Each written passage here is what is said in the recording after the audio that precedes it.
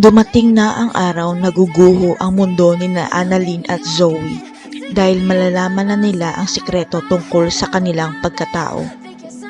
Tila nawawala na ng pag-asa si Doc RJ na masagip ang tatlong doktor sapagkat hindi nakikipagnegosasyon ang mga kapulisan sa terorista. Ang hiling ng mga terorista sa mga pulis, palit ulo ang mangyayari, pakawala ng kapatid ni Oscar para makalaya ang tatlong doktor. Ginagawa naman lahat ni Doc RJ para makiusap sa mga terorista na handa siyang magbigay ng malaking halaga kapalit ang mga doktor. Pero hindi interesado ang mga bandido sa pera dahil mas mahalaga sa kanila ang kapatid ni Oscar kaya sasaktan nila ang isang doktor.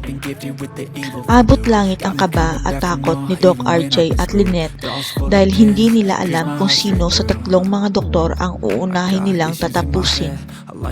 Kaya nagdesisyon si Doc RJ na sasama siya sa mga kapulisan para matuntun ang lungga ng mga bandido dahil siya mismo ang sasagip. Hanggang sa nalukik ng mga pulis ang lungga ng mga bandido, kaya hindi na sila nag-aksaya ng oras at tumungo na sa gitna ng bundok. Kinakailangan rin ng doktor sa pagsagip sa mga bihag ng terorista, kaya pinayagan ng mga kapulisan si Doc RJ na sumama sa paglusob. Sa paglusob ng mga pulis sa lungga ng mga bandido, magkakaroon ng matinding engkwentro sa pagitan ng mga kapulisan at mga terorista. Maraming masusugatan at marami rin ang mawawala ng buhay sa mangyayaring engkwentro at isa sa matatamaan ng bala si Doc RJ. Hinarang kasi ni Doc RJ ang kanyang katawan para maprotektahan ang mga anak niya sa nangyayaring engkwentro kaya siya tinamaan.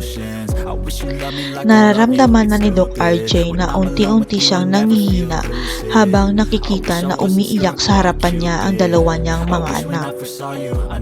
Kaya bago pa maging huli ang lahat, nagdesisyon si Doc RJ na sabihin kay Annalyn at Zoe ang last words nito na magkapatid kayong dalawa.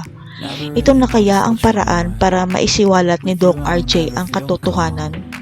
Magkabati kaya si Zoe at Annalyn matapos nila malaman ang totoo? Abangan. You don't understand the pain it brings. You don't understand.